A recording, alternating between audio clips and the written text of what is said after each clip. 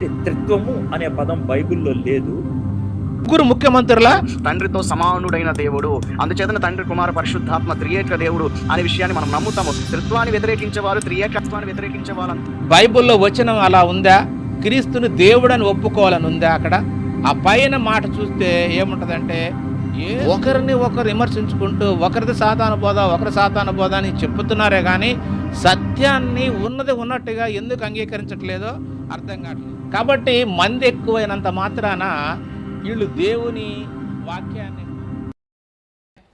వాక్యాన్ని చూస్తున్నటువంటి మీ అందరికీ కూడా యేసుక్రీస్తు నామములోనే నా వందనాలు.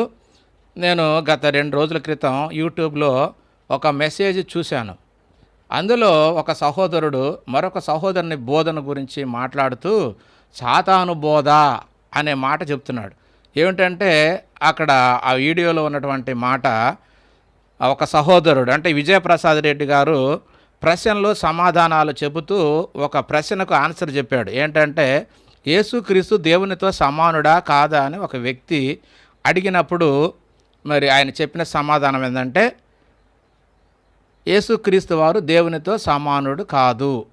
ఎందుకంటే యేసుక్రీస్తే చెప్పాడు కదా, కాబట్టి తండ్రి నాకంటే గొప్పవాడు అన్నాడు, కాబట్టి ఆ మాటను బట్టి మనం యేసుక్రీస్తుని దేవునితో సమానుడు అని చెప్పడానికి వీల్లేదనే మాట చెప్పాడు. ఆ మాటని సహోదరుడు చూపించి అది సాతాను బోధ అంటున్నాడు. ఆ సహోదరుని మాటలు విందాం. కాదు, ఖచ్చితంగా. ఎందుకంటే యేసుక్రీస్తు ప్రభువు నా తండ్రి, నన్ను పంపిన నా తండ్రి నాకంటే గొప్పవాడు అన్నాడు. సో నన్ను పంపినవాడు నాకంటే గొప్పవాడు అని యేసుక్రీస్తే చెప్పిన తర్వాత సమానులు అని మనం అనే అధికారం మనకు లేదు కదా. సో మనం అనలేం అలా అని. గమనించారా దేవుని సమాజమే? విజయప్రసాద్ రెడ్డి గారు ఆయన అంటున్న మాటను, యేసుక్రీస్తు ప్రభువారు అలాగే తండ్రి కుమార పరిశుద్ధాత్మలు వీరు ముగ్గురు సమానుల, ఇది కూడా సైతాను యొక్క బోధే. చూసాం కదా. అయితే ఇక్కడ ఈ సహోదరుని యొక్క ఉద్దేశం ఏమిటంటే, విజయప్రసాద్ రెడ్డి గారు యేసుక్రీస్తుని దేవునితో సమానుడు అనలేదు కాబట్టి అది సాతాను బోధ అంటున్నాడు. ఏమంటాడంటే దేవుడే అంటాడు, ఆయన దేవుడే అంటాడు కానీ అంటే దేవునితో సమానుడు కాదు అనేసరికల్లా ఇది సాతాను బోధ అంటున్నాడు. అంటే ఆయన లేఖనాలనే చూపించి చెప్పాడే తప్ప ఆయన సొంత బోధ ఏం చెప్పలేదు. కానీ ఈ విశ్రాంత క్రైస్తవ మినిస్ట్రీ అనేటువంటి సహోదరుడు ఈ ఛానల్లో ఏమన్నాడంటే, ఆయన బోధ సాతాను బోధ అంటున్నాడు. కానీ ఈ సహోదరుని మాటలు కూడా వింటుంటే ఏమనిపిస్తుందంటే, ఈయన బోధ కూడా సాతానుకి అన్న బోధలాగానే ఉంది, లేదంటే అబ్బ బోధలాగా కూడా అనుకోవచ్చు. ఎందుకంటే విజయప్రసాద్ రెడ్డి బ్రదరు యొక్క మెసేజ్లు నేను కూడా చాలా విన్నాను. ఆయన అంటాడు దేవుణ్ణి తండ్రి అంటాడు, యేసుక్రీస్తుని ఆయన కుమారుడైన దేవుడు లేకుంటే దేవుడు అనే మాట అంటాడు. అంటే దేవుని తర్వాత ప్లేస్ ఇస్తాడు యేసుక్రీస్తు వారికి, అంటే రెండవ దేవుడు అనుకోవచ్చు. ఈ విధంగా విజయప్రసాద్ రెడ్డి గారు కూడా ఇద్దరు దేవుళ్ళు అని ఆయన ఖచ్చితంగా ఒప్పుకుంటాడు. యేసు దేవుడు కాదు అనే మాట ఆయన ఎప్పుడు అనడు. యేసుక్రీస్తు కూడా దేవుడే, అంటే రెండవ దేవుడుగా ఖచ్చితంగా మనం ఎన్నో ఆయన మెసేజ్ల్లో మనం వింటాం. కాబట్టి అది దేవుని బోధ కాదు, సాతాను బోధ అని ఈ సహోదరుడు డిక్లేర్ చేశాడు. ఎందుకంటే ఆయన ఇద్దరు దేవుళ్ళని చెప్తాడు. అంటే బైబిల్ అంతా కూడా ఒక్క దేవుడే అని చెప్పబడింది. ఈ ఒక్క దేవుడే అనే వాళ్ళందరూ ఏం చెప్తారంటే క్రీస్తుని గురించి చెప్పలేదు. అక్కడ ఒక్క దేవుడు అనే సందర్భంలో నేను తప్ప వేరొక దేవుడు లేడు అనే చెప్పబడ్డ సందర్భాలన్నీ కూడా ఎందుకు ఉద్దేశించి చెప్పబడ్డాయి? ఆ సందర్భం ఏంటంటే, విగ్రహాలను గురించి చెప్పేటప్పుడు దేవుడు విగ్రహాలు దేవుళ్ళు కాదు, నేనే దేవుడు అని చెప్పాడే తప్ప క్రీస్తుని గురించి ఆయన ఎక్కడా ఆయన దేవుడు కాదనే ఉద్దేశంతో చెప్పలేదని చెప్పి సందర్భాన్ని మాత్రం బాగా చెప్తారు. కానీ ఇక్కడికి వచ్చేసరికి క్రీస్తుని కూడా రెండవ దేవుడిగా చూపించడానికి ప్రతి ఒక్కరు ప్రయత్నం చేస్తారు. కాబట్టి ఈ బోధని సాతాను బోధ అన్నాడు. ఎందుకంటే ఆయన ఇద్దరు దేవుళ్ళు అన్న సంగతిని ఆయన మాటల్లో ఆయన బోధలో చాలాసార్లు మనం వింటున్నాం. కాబట్టి ఇక్కడ ఈ సహోదరుడు ఏమంటున్నాడంటే, ఆయన కంటే మళ్ళీ ఇంకొక 2 అడుగులు ముందుకేసి ఏమంటాడంటే, ఈయన యేసుక్రీస్తు వారిని తండ్రి అయిన దేవునితో సమానుడు కాదు అంటాడు కాబట్టి, యేసే దేవుడు అంటాడు కాబట్టి ఈయన్ని మరి సమానుడు కాదు అన్నందుకు, ఇద్దరు దేవుళ్ళు చెప్పినందుకు ఈయనకి ఆయన ఉద్దేశం ఏంటంటే ముగ్గురు దేవుళ్ళు, ముగ్గురు సమానంగా ఉన్నారనేది ఆ సహోదరుని యొక్క ఉద్దేశం. కానీ మరి విజయప్రసాద్ రెడ్డి గారు అలా చెప్పడానికి బైబిల్లో కొన్ని వచనాలు ఆధారం ఉంది ఆయనకి, దాన్ని బట్టి చెప్తున్నాడు. ఎందుకంటే కొన్ని లేఖనాలు అపార్థం చేయబడి అలా క్రైస్తవుల్లో అందరూ అవే చెప్పుకుంటూ క్రీస్తుని క్రీస్తుగా ఒప్పుకోక ఆయనకు లేనిపోని ఆధిక్యతను, అంటే దేవునితో సమానంగా ఉండేటువంటి ఆధిక్యతను ఇవ్వాలని లేనిటువంటి ఆలోచనలు ఆయనకి మరి పెట్టి ఆయన్ని దిగజారుస్తున్నారు. ఎందుకంటే ఆయన చేసిన త్యాగం, ఆయన ఒక మనిషిగా చేసిన త్యాగము, ఆయన గొప్పతనాన్ని కించపరుస్తున్నారు. ఎందుకంటే బైబిల్లో కొన్ని వచనాలు ఉన్నాయి. ఉదాహరణకు కొన్ని చూద్దాము. యోహాను రాసినటువంటి సువార్త 1:1, రోమపత్రిక 9:5, తీతు పత్రిక 2:13, ఫిలిప్పీ పత్రిక 2:6, ప్రకటన 1:8 ఇలా కొన్ని వచనాలు అపార్థంగా చేయబడి అపార్థంగా బోధిస్తున్నారు.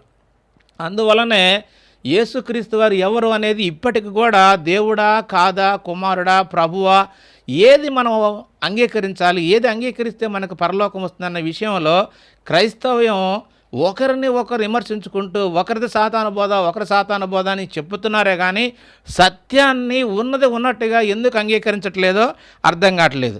మరి ఈ సహోదరుడు ఏం చెప్తాడంటే, విశ్రాంత మినిస్ట్రీ అనే సహోదరుడు మరి ఆయనది తప్పు బోధ, అంటే విజయప్రసాద్ రెడ్డి గారి తప్పు బోధ అని చెబుతూ మరి ఆయన విమర్శిస్తూ ఈయనేమంటాడంటే, మరి సాతాను కంటే 2 అడుగులు ముందుకేసాడు ఈ సహోదరుడు చేసి, మరి ఇద్దరు దేవుళ్ళు అంటే కాదు ముగ్గురు దేవుళ్ళు అనే సిద్ధాంతాన్ని ఈయన చెప్తాడు. ఆయన మాటలు చూద్దాం.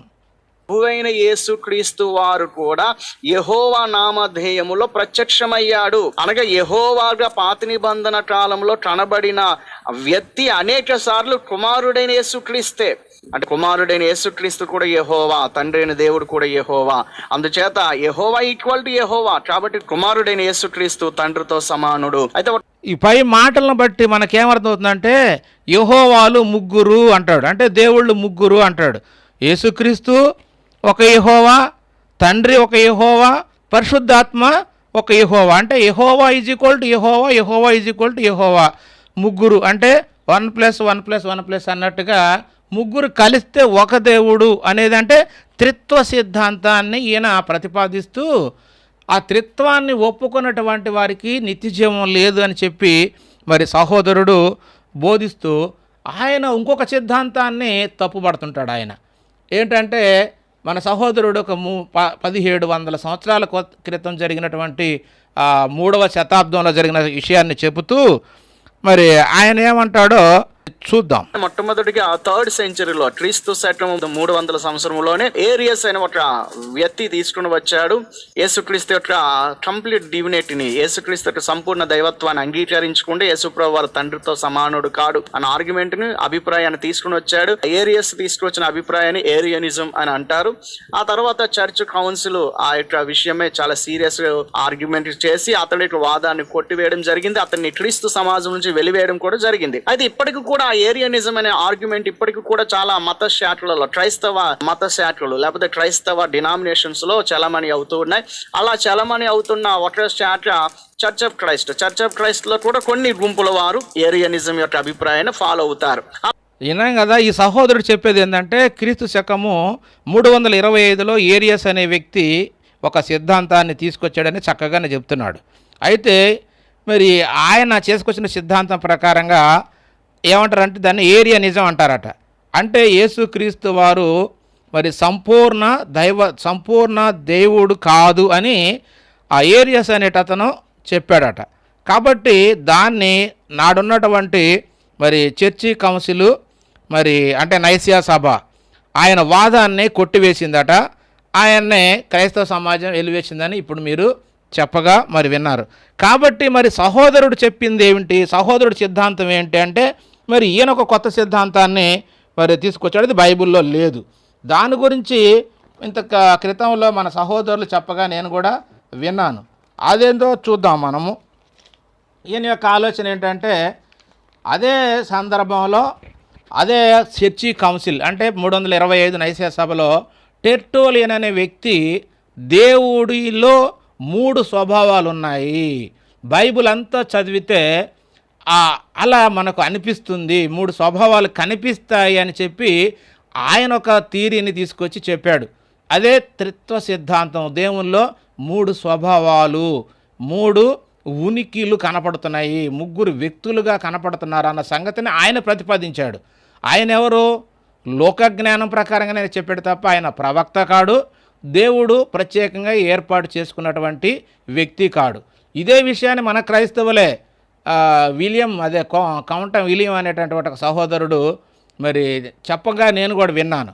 కాబట్టి ఆ కాలంలో 3వ శతాబ్దంలో కాన్స్టాంటినోపుల్ అనేటువంటి ఒక రాజు మరి 300 మంది బిషప్పులను ఏర్పాటు చేసుకొని చర్చి కౌన్సిల్గా ఏర్పాటు చేసుకొని అందులో భిన్న భిన్న అభిప్రాయాలు కలిగినటువంటి సువార్తలు దేవుని వెంబడించే విధానాలు ఉన్నప్పుడు అందరిని కలిపి మరి 300 మంది బిషప్పులను అన్ని చోట్ల నుంచి పిలిపించి ఈ బైబిల్ మీద ఒక కౌన్సిల్ ఏర్పాటు చేసి దానిలో చర్చించి మనం భిన్న అభిప్రాయాలు కాకుండా అందరం కలిసి ఒక నిర్ణయం తీసుకుందాం అన్నప్పుడు మరి ఈ టెర్టోలియన్ చేసిన దాన్ని కొంతమంది సమర్థించారు, ఎవరో ఒకరు ఇద్దరు ఈ ఏరియస్ అనే ఆయన్ని తప్పుపట్టారు.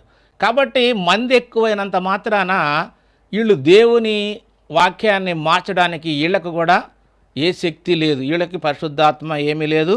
వీరు కూడా ఈ 300 మంది బిషప్పులు కూడా మామూలుగా వారికి ఉన్న జ్ఞానమే తప్ప అది దేవుని జ్ఞానము కాదు. వాళ్ళు దేవుడు ప్రత్యేకంగా వాళ్ళని మరి ప్రేరేపించి చెప్పినటువంటి మాటలు కాదు. ఆ సిద్ధాంతాన్ని అయినా ఎందుకు నమ్మాలి? మన సహోదరుడు ఏంటంటే ఆ సిద్ధాంతాన్ని పట్టుకొని దేవునిలో 3 ఉన్నారు అంటే తండ్రి అయిన దేవుడు ఒక యెహోవా, యేసుక్రీస్తు ఒక యెహోవా, పరిశుద్ధాత్మ ఒక యెహోవా అని చెప్పి 3 యెహోవాలను చెబుతూ పక్కవారి యొక్క ఆలోచనను సాతాను బోధ అంటున్నాడు.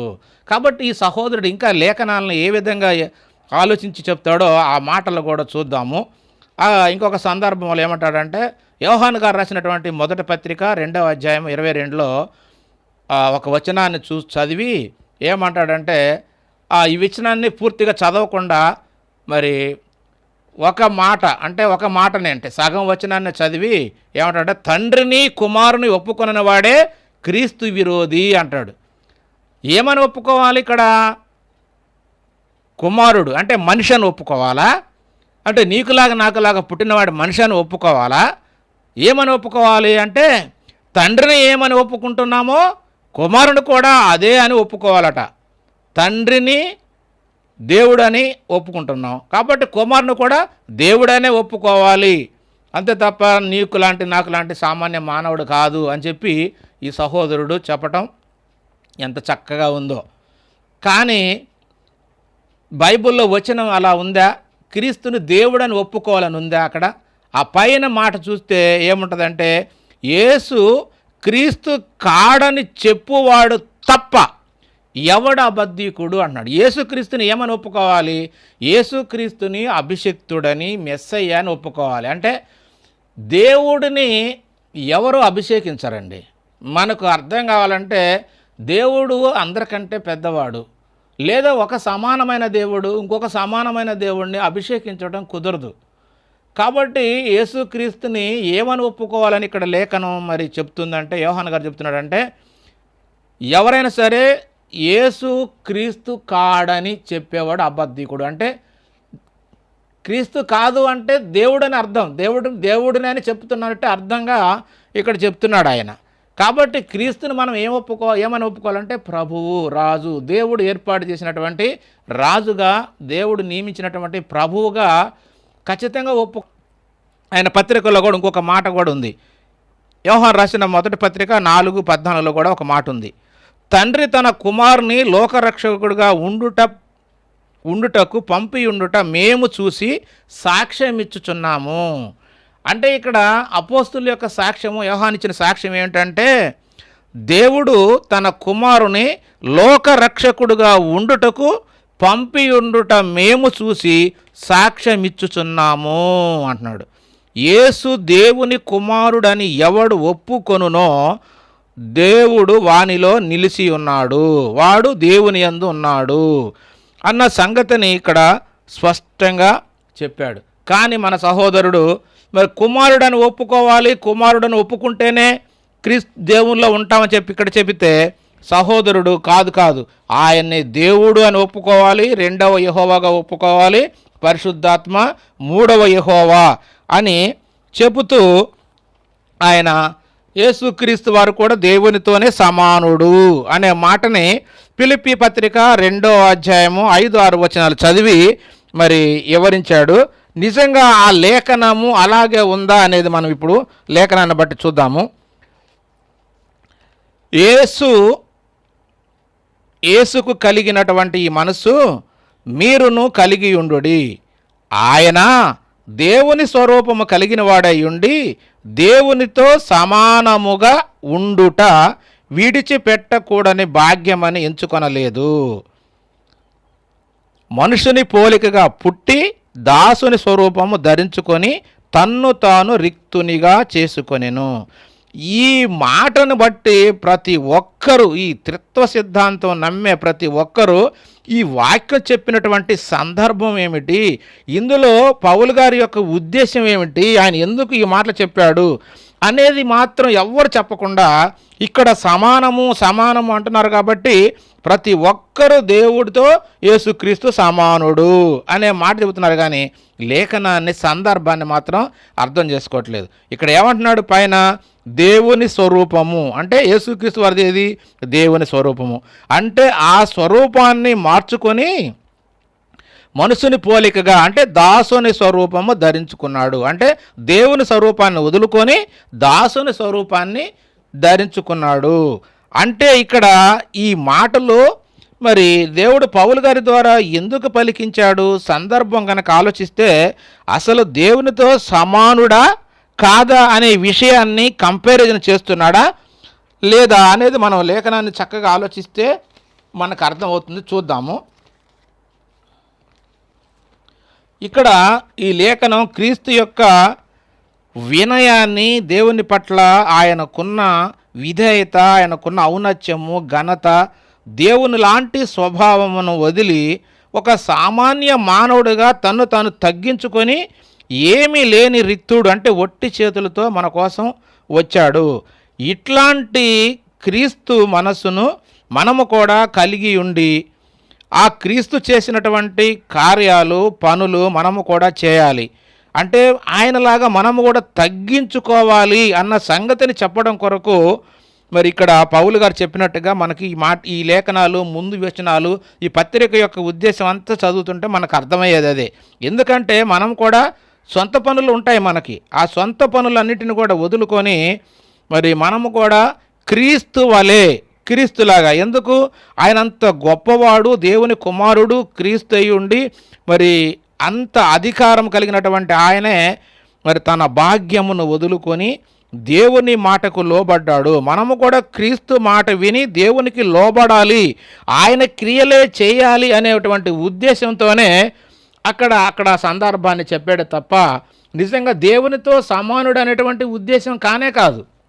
ఒకవేళ మరి సహోదరుడు అనుకున్నట్టుగా నువ్వు క్రీస్తు దేవునితో సమానముగా ఉండుట అని నువ్వు అనుకుంటే పౌలు గారు మరి నువ్వు అనుకున్నట్లు సమానము అంటే ఇక్కడ ఏంటి ప్లేస్ ఈక్వాలిటీయే కానీ ఆయన దేవుని యొక్క ఉనికి, స్థితి, శక్తి కలిగినవాడని కాదు. దేవుడంత శక్తి కలిగినవాడు, దేవునంత ఉనికి కలిగినవాడని కాదు. అన్ని విషయాలలో దేవునితో సమానుడు అని కాదు. అయితే దేవునితో కలిసి పరలోకములో ఉండుట అనే విషయాన్నే చెప్పాడే తప్ప ఇక్కడ దేవునితో అన్ని విషయాల్లో దేవునితో సమానుడు అన్న సంగతి కాదు అని ఖచ్చితంగా అర్థం చేసుకోవాలి.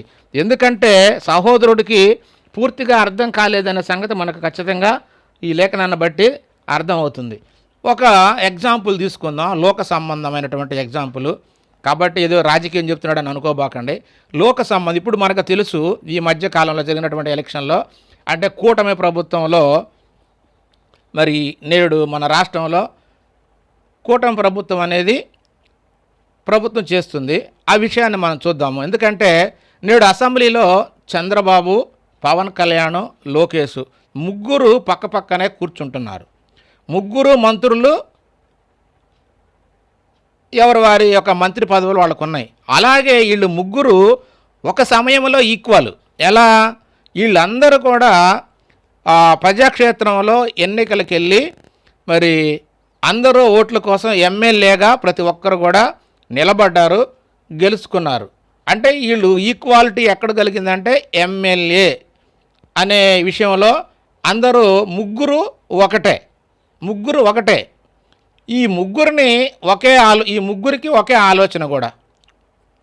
ఎట్లా? మన రాష్ట్రాన్ని అభివృద్ధి పదంలో నడిపించి అందరికి సంక్షేమం అందించాలన్నది మరి వీళ్ళ ముగ్గురు యొక్క ఆలోచన. కాబట్టి చంద్రబాబు ఆలోచన, పవన్ కళ్యాణ్ ఆలోచన, అలాగే లోకేష్ ఆలోచన, ముగ్గురు యొక్క నిర్ణయాలు ఒకటే. అలాగనే చంద్రబాబు గారు పవన్ కళ్యాణ్ యొక్క మాటలను మరి స్వాగతిస్తాడు. అలాగే లోకేష్ చెప్పిన మాటలను కూడా వింటాడు. ఇని ఆ మాటల ప్రకారంగా చేస్తారు. అంటే ముగ్గురు యొక్క ఆలోచన ఒకటే. అలాగనే మరి వీళ్ళిద్దరు కూడా చంద్రబాబు యొక్క ఆలోచనల్ని నెరవేరుస్తారు. అంటే ఇక్కడ ముగ్గురు యొక్క ఆలోచన ఏంటంటే అభివృద్ధి అన్న సంగతి మనకు అర్థమవుతుంది. కాబట్టి ఇక్కడ మరి ఈ ముగ్గురు అసెంబ్లీలో సమానంగా కూర్చుంటున్నారు. ముగ్గురికి ఎవరి సీట్లు వాళ్ళకు ఉన్నాయి. ఒకే సభ అంటే అసెంబ్లీలో ముగ్గురు కూర్చుంటున్నారు. అయితే ముగ్గురు ముఖ్యమంత్రులా? ఇది అర్థం చేసుకోవాలి. అందుకోసం చెప్తున్నా, ముగ్గురు ముఖ్యమంత్రులా అంటే చంద్రబాబు నాయుడు ఒక ముఖ్యమంత్రి, పవన్ కళ్యాణ్ ఒక ముఖ్యమంత్రి, లోకేష్ గారు ముఖ్యమంత్రి. ముగ్గురు సమానులా?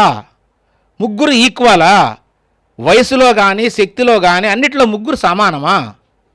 ఏమండి, మనకి ఇది అర్థమైతే. కానీ ఇక్కడ సమానత్వం ఎక్కడుంది అంటే ఒక ఎమ్మెల్యేలుగా గెలిచే దానిలో సమానత్వం ఉంది. ఒక మంత్రి పనులు చేసే విషయంలో ఆయనేమో సీఎం ముఖ్యమంత్రి, ఈయనేమో పంచాయతీరాజ్ శాఖ మంత్రి, ఆయనేమో ఐటీ మంత్రి. అంటే ముగ్గురు మంత్రులే, అంటే ముగ్గురు పనిచేసేవాళ్లే. ఆయన పైన ఆయనది, ఈయన పైన ఈయనది, ఎవరిపైన వాళ్ళది. ముగ్గురు మంత్రులే. గెలిచేటప్పుడు కూడా ముగ్గురులో యూనిటీ ఉంది. అంటే ఇది మనకు కొంచెం ఈ లోక సంబంధమైన విషయం అర్థమైతే కనీసం పరలోక సంబంధమైనది కూడా అర్థమవుతుంది. ఎందుకంటే యేసుక్రీస్తు వారు అంటాడు యోహాను సువార్తలో, మీకు భౌతిక సంబంధమైన విషయాలు చెప్తున్నప్పుడు మీకు అర్థం కాకపోతే పరలోక సంబంధమైన విషయాలు ఎలా అర్థమవుతాయి అనే మాట ఆయన అంటాడు. కాబట్టి ఇక్కడ ముగ్గురు ముఖ్యమంత్రులు కాదండి. కానీ ముగ్గురులో ఏకత్వం ఏంటి ఉందంటే ఎమ్మెల్యేగా గెలవడం అనేది ముగ్గురు, మంత్రులు అనేది ముగ్గురికి వైకవలే. అయితే అక్కడికి వచ్చేసరికల్లా ముఖ్యమంత్రి ఒక్కడే. అది ఖచ్చితంగా గుర్తుంచుకోవాలి. మరి వీళ్ళు కూడా మంత్రులే కానీ ముఖ్యమంత్రి కాదు. అలాగే మరి యేసుక్రీస్తు వారు కూడా దైవత్వం కలిగిన వాడే, పరిశుద్ధాత్మ కూడా దైవత్వం కలిగిన వాడే. అంటే ఒక ఎమ్మెల్యే లాగా ఎలాగైతే వీళ్ళు సమానంగా ప్రజల యొక్క ప్రేమాభిమానులు ఏ విధంగా అయితే గెలుచుకొని ఎమ్మెల్యేలు అయ్యారో అలాగనే యేసుక్రీస్తు వారు పరిశుద్ధాత్మ కూడా దేవునిలాగానే దైవత్వ స్వభావాన్ని కలిగి ఉన్నారు. అంత మాత్రం చేత దేవునితో సమానమని కాదు. ఇవాళ ఎవరైనా సరే అసెంబ్లీలోకి వెళ్ళాలంటే ఖచ్చితంగా ఎమ్మెల్యేగా గెలిచిన వాళ్ళే పోతారు, అవునా కాదా? ఎమ్మెల్యేగా ఎవరైతే గెలుస్తారో వాళ్ళే అసెంబ్లీకి వెళ్తారు. కాబట్టి ఈ రోజున ఒకవేళ మరి యేసుక్రీస్తులోనే దైవత్వం ఉంది, దేవుల్లోనే దైవత్వం ఉంది, మరి పరిశుద్ధాత్మల దైవత్వం ఉంది కాబట్టి వాళ్ళు పరలోకంలో ఉన్నారు అంటే ఈ రోజున ప్రతి ఒక్కరూ ఎవరైనా సరే ఆ క్రీస్తు వలె దైవత్వం కలిగి ఉంటేనే ఆ పరలోకం వెళ్తాం. అంటే ఇక్కడ భూమి మీద ఎమ్మెల్యే గెలిచినోడే అసెంబ్లీకి వెళ్ళినట్టుగా ఆ దేవత్వం అనేది ఉన్నవాడే దేవుని ఉండేటువంటి పరలోకంలోకి వెళ్ళగలుగుతాడు. కాబట్టి ఆ స్వభావంలోకి మనం కూడా మారాలి. అలా మారితేనే తప్ప ఎవరు కూడా పరలోకం వెళ్ళలేరు. కాబట్టి క్రీస్తు స్వరూపంలో పుట్టిన అటువంటి మనుషులందరూ మొట్టమొదటి పుట్టినప్పుడు దైవ స్వభావంలోనే పుడతారు క్రీస్తు వలె. కానీ క్రీస్తు దైవ స్వభావాన్ని చివరి వరకు కాపాడుకున్నాడు, మనం కాపాడుకోలేకపోయాం. కాబట్టి క్రీస్తు ద్వారా తిరిగి మరలా ఆ స్వభావాన్ని మనం పొందుకోవాలి. కాబట్టి యేసుక్రీస్తు వారు మరి పరలోకం నుంచి అధికారాన్ని తీసివేసుకొని కిందికి వచ్చి రిక్తుడిగా ఉన్నాడు, కానీ ఆయన స్వభావం మాత్రం దేవుని యొక్క స్వభావము. అంటే ఆయనలో పాపము లేదు, అంతేకాని దేవుడని కాదు. పాపము లేనంత మాత్రాన దేవుడు అని కాదు. అక్కడ ఆయన స్వభావం ఏంటంటే దేవుని యొక్క స్వభావాన్ని కాపాడుకున్నాడు చివరి వరకు. మనం కాపాడుకోలేకపోతున్నాం. ఈ రోజున పరలోకం వెళ్ళాలంటే మనం కూడా ఆ క్రీస్తు స్వభావాన్ని ప్రతి ఒక్కరు కూడా పొందుకోవాలి. అలా క్రీస్తు స్వభావంలోకి వస్తేనే ఖచ్చితంగా పరలోకం వెళ్ళగలుగుతాం. ఇక్కడ ఎమ్మెల్యే అయితేనే అసెంబ్లీలోకి వెళ్ళినట్టుగా ఖచ్చితంగా ప్రతి ఒక్కరు పరలోకం వెళ్ళాలంటే ఆ క్రీస్తు స్వరూపంలోకి మారాలి. క్రీస్తు స్వరూపం ఏంటి? దేవుని యొక్క గుణాలు ఆయనలో ఉన్నాయి. ఆ దేవుని గుణాలు నీకు కూడా రావాలి. నీవు కూడా దేవుని గుణాలు పొందుకొని క్రీస్తు ద్వారా ఆ గుణాలన్నిటిని నువ్వు అలవాటు చేసుకొని క్రీస్తు వలె జీవిస్తే నీలో కూడా పరిశుద్ధాత్మ ఉంటుంది. నువ్వు కూడా దైవత్వ స్వభావాన్ని కలిగి ఉంటావు. అలా కలిగి ఉన్నప్పుడే నువ్వు పరలోకం వెళ్తావు. పరలోకం వెళ్ళినంత మాత్రం నువ్వు దేవుడువు కావు, దేవుని కుమారుడవే కానీ దేవుడు కావు. అలాగే క్రీస్తు కూడా దైవత్వ లక్షణాలు, దైవత్వ గుణాలు ఉన్నా దేవుని కుమారుడే కానీ దేవుడు కాదు అని ఖచ్చితంగా దేవుడు తండ్రి ఆయన ఎప్పుడు ఉండేటవాడు, ఆయన నిత్యం ఉండేటువంటి వాడు. ఆయన ప్లేస్లోకి ఇంకొకటి తీసుకెళ్ళి కూర్చోబెట్టడం అనేది కుదరని పని. కాబట్టి మరి ఈ సహోదరుడు ఏమంటాడంటే మనకు అర్థమవుతుంది కదా. ఇంకొక వచనాన్ని కూడా మరి ఇప్పుడు చెప్పినటువంటి ఉదాహరణ అర్థమైతే కనీసం మరి పరలోకం వెళ్ళాలంటే మనం కూడా ఖచ్చితంగా దైవత్వ స్వభావము, దేవత్వం మనలో కూడా రావాలి అనే సంగతి మనం ఈజీగా అర్థమవుతుంది. ఇంకా మన సహోదరుడు ఇంకొక సందర్భాన్ని కూడా మరి ఏం చెప్తాడంటే యోహాను రాసినటువంటి సువార్త 5వ అధ్యాయము 17-18 వచనాల్లో మరి అక్కడ సందర్భాన్ని బట్టి, ఎందుకంటే ఆ సందర్భాన్ని కూడా చూడకుండా కేవలం ఆ ఒక వచనాన్ని చూసి దేవునితో సమానముగా చేసుకున్నాడు. ఎందుకంటే దేవుణ్ణి తన సొంత తండ్రి అని చెప్పాడని చెప్పి ఆ మాట చెప్తున్నాడు, కానీ అక్కడ సందర్భం చూడలేదు. సందర్భం చూడకపోతే వాక్యం ఎలా అర్థం అవుతుంది మనకి? అక్కడ సందర్భం ఏంటంటే బెతెస్దా కోనేటి దగ్గర ఒక బిచ్చగాడు ఉండే, వాడికి స్వస్థత కలిగించాడు యేసుక్రీస్తు వారు. స్వస్థత కలిగించినటువంటి సందర్భం ఏంటయ్యా అంటే ఆయన మరి అది విశ్రాంతి దినం అని కొన్ని మాటలు చదివితే మనకు అర్థమవుతాయి. ఆయన మరి స్వస్థపరిచింది ఏ సమయం అంటే విశ్రాంతి దినాన. అటు తర్వాత యేసు దేవాలయంలో వాడిని చూసి, ఇదిగో స్వస్థత నొందితివి, మరి ఎక్కువ కీడు నీకు కలుగుకున్నట్లు ఇకను పాపము చేయకమని చెప్పగా వాడు వెళ్ళి తను స్వస్థపరిచిన వాడు యేసు అని యూదులకు తెలియజెప్పాను. ఈ కార్యములను విశ్రాంతి దినమున చేసినందున యూదులు ఆయనను హింసించిరి అంటున్నాడు. హింసించిరి అంటే ఈ కార్యము, అంటే ఇక్కడ పనుల గురించి చెప్తున్నాడు. ఇక్కడ సందర్భం ఆయన చేసినటువంటి కార్యము, పనుల గురించి చెప్తున్నాడే తప్ప ఇక్కడ దేవునితో సమానుడు, ఈయన కూడా దేవుడని కాదు. అక్కడ ఉద్దేశం ఏంటంటే యోహాను గారు చెప్పినటువంటి ఉద్దేశం ఏమిటంటే యేసుక్రీస్తు వారు కూడా దేవుని వలె నిత్యము ఎల్లప్పుడూ పని చేస్తూనే ఉన్నాడు అన్న సంగతిని మనకు తెలియజేయడం కొరకే ఈ మాటను చెప్పాడు. ఎందుకంటే దేవునితో నేను సమానుడు అని చెప్పి ఆయన చెప్పాడని చెప్పి అక్కడ అర్థం ఉందా? లేదండి, ఇది వక్రీకరణే. కానీ దేవుడు నాకు సొంత తండ్రి, ఆయన ఎల్లప్పుడూ పని చేస్తూనే ఉన్నాడు. ఆయనకు విశ్రాంతి దినంతో సంబంధం లేదు. కాబట్టి నేను ఆయన కుమారుణ్ణి కాబట్టి, ఆయన ఆజ్ఞ ప్రకారంగా భూమి మీదకి వచ్చాను కాబట్టి, ఆయనే నాకు ఈ అధికారాన్ని ఇచ్చాడు కాబట్టి నేను కూడా నా తండ్రిలాగానే ఎల్లప్పుడూ మీ కొరకు పనిచేస్తున్నాను అని చెప్పి తండ్రితో సమానముగా, అంటే ఆయన ఎల్లప్పుడూ చేస్తున్నాడు కాబట్టి నేను ఎల్లప్పుడూ ఆయన వలె, ఆయనలాగా, ఆయనతో సమానముగా ఎల్లప్పుడూ నేను పని చేస్తున్నాను, ఆ క్రియలు చేస్తున్నాను, ఆయన క్రియలు చేస్తున్నాను సమానంగా. దేవుడు లాగానే, దేవుడు ఎలాగైతే ఆయన శక్తితో సమస్తమును నెరవేర్చగలడో ఆ శక్తి దేవుడు నాకు ఇచ్చాడు కాబట్టి ఆ శక్తితో నేను కూడా దేవుని కార్యాలే చేస్తున్నాను అని చెప్పి దేవునితో సమానంగా పనిచేస్తున్నానని చెప్పాడు కానీ నేను దేవుడు అంత శక్తి కలిగిన వాడిని, దేవుడు నేను సమానమే అని కాదండి. అన్ని వక్రీకరణ. సందర్భం ఏంటి? ఆయన పని చేశాడు అక్కడ, ఒక ఆశ్చర్యకార్యం చేశాడు అక్కడ, స్వస్థపరిచాడు, అంటే దేవుని కార్యం చేశాడు అక్కడ. కాబట్టి నేను దేవుడు నా తండ్రి, నా సొంత తండ్రి అని చెప్పాడు. అంతే తప్ప నేను తండ్రి ఒక్కరమే అని కానీ, లేదంటే తండ్రి వలె నేను కూడా దేవుణ్ణే అని కానీ అక్కడ కాదండి. వీళ్ళు వక్రీకరణ, ఈ విధంగా ప్రతి మాటను వక్రీకరించి వీళ్ళ సిద్ధాంతాన్ని బలపరచుకోవడం కోసం అక్కడ సమానుడు ఇక్కడ సమానుడు అని. ఎందుకండి? తండ్రి అయిన దేవుడు పరలోకంలో దేవుడే, భూమి మీద కూడా దేవుడు అని చెప్పి ఎన్ని లేఖనాలు ఉన్నాయండి. ఎందుకంటే మనకు పౌలు గారే చెప్తాడు, ఆయన ఏ తండ్రిని బట్టి పరలోకంలో కానీ కుటుంబం అని ఎంచబడుతుందో భూమి మీద అయినా పరలోకమైనా ఆ ఒక్క తండ్రే అందరికీ తండ్రి అండి. పరలోకంలో కూడా దేవుడే, భూమి మీద కూడా దేవుడుగానే మనం ఉండాలి తప్ప ఆయన కుమారుణ్ణి దేవుడు అని అంటే, పరిశుద్ధాత్మను దేవుడు అంటే మనం కూడా దేవుళ్ళమే. ఎంతమంది దేవుళ్ళు అండి? ఆయన వాక్యం ఏమైపోవాలి, ఆయన చెప్పిన మాటలు ఏమైపోవాలి? ఆయన ఒక్కడనే, నేను ఒక్కడనే తప్ప వేరొక దేవుడు మీకు ఉండకూడదు. పరలోకంలో కానీ భూమి మీద కూడా కానీ ఏ ఆకారం అంటే ఒక విగ్రహమే కాదండి, శరీరాన్ని బట్టి కూడా ఏ ఆకారం అంటే భూమి కింద ఉండే నీళ్ళలు అంటే శాపాకారం కానీ, మనిషి భూమి మీద ఉండేటువంటి మనిషి ఆకారం కానీ, పరలోకంలో ఉండే దేవదూత ఆకారం కానీ ఏ ఆకారము నాది కాదు అన్నప్పుడు యేసుక్రీస్తు వారికి శరీరం ఉంది కదండి. ఆ శరీరం ఉన్నటువంటి ఏ వ్యక్తి కూడా దేవుడు కాదు. ఈ లోకంలో ఇంకా చాలామంది దేవుళ్ళు అనబడ్డ వాళ్ళు ఉన్నారు కదండి. హైందవ సహోదరులు వాళ్ళు ఎంతోమందిని దేవుళ్ళుగా కొలుస్తున్నారు.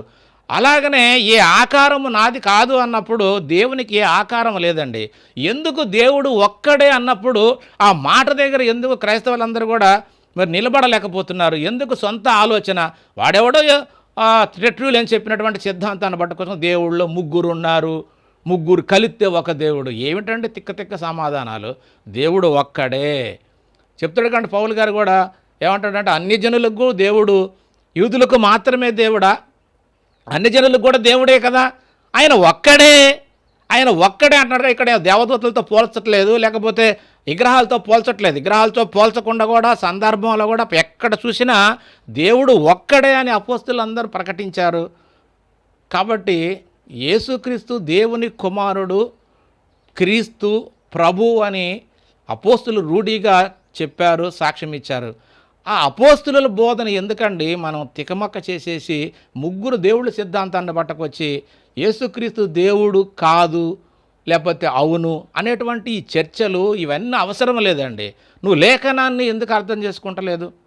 కాబట్టి ప్రియ సహోదరులారా, ఇవాళ క్రైస్తవుల దౌర్భాగ్యం ఏంటంటే క్రైస్తవుల మీదే క్రైస్తవులు పోస్టులు పెట్టుకోవడం, క్రైస్తవుల మీద క్రైస్తవులే ఇలాగ దుమ్మెత్తి పోసుకోవడం, ఇలాంటి పరిస్థితి వస్తుందంటే వాక్యాన్ని చూడలేదు, సందర్భాన్ని చూడలేదు. నువ్వు సందర్భం చూసి కనుక ఆ సందర్భం ఏంటి, అసలు నిజంగా సందర్భంలో ఆ మాట ఏంటి అని కనుక నువ్వు ఆలోచిస్తే ఖచ్చితంగా ఆయన అక్కడ సమానుడు అంటే దేవుడితో సమానమని కాదు.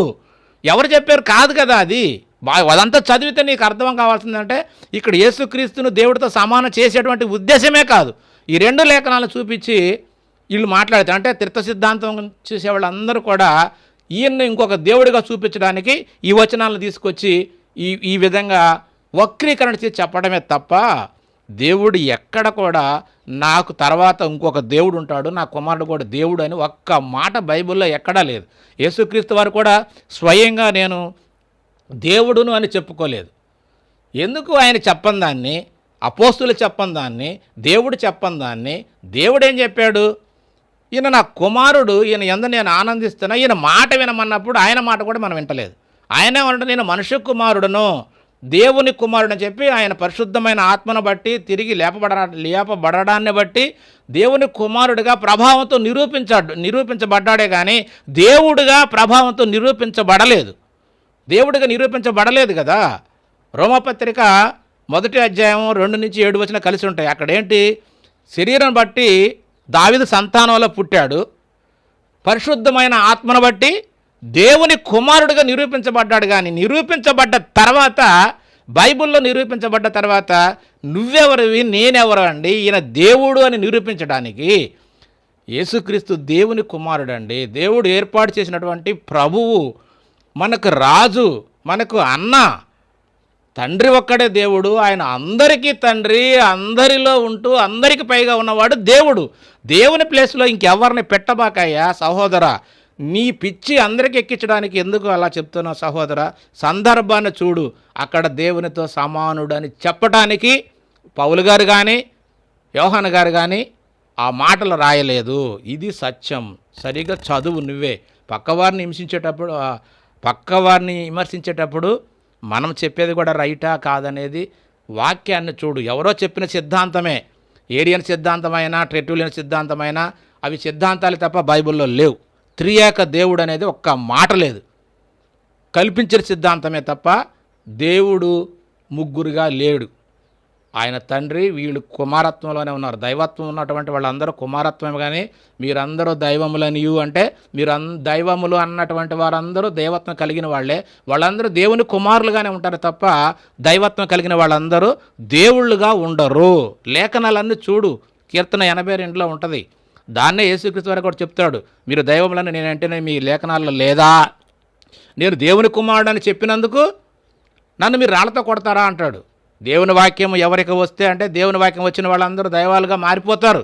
దేవుణ్ణి ఆ మాటలను అంగీకరించే ప్రతి ఒక్కడు పరిశుద్ధంగా ఉంటారు. కాబట్టి దేవుని వాక్యం ఎవరికి వస్తే వారు దైవములని నేను చెప్పిన ఎడలా దేవుని కుమారుడనే చెప్పినందుకు నన్ను రాళ్లతో కొడతారా అంటాడు. ఆయన చెప్పింది కూడా నేను దేవుని కుమారుడనే. ఎక్కడ ఆయన నేను దేవుడిని చెప్పలేదు, దేవుడు అంతటా వాడినని ఎక్కడ చెప్పలేదు. ఆయన చెప్పని దాన్ని నీకు నాకు ఎందుకయ్యా అంత రిస్క్ ఎందుకు?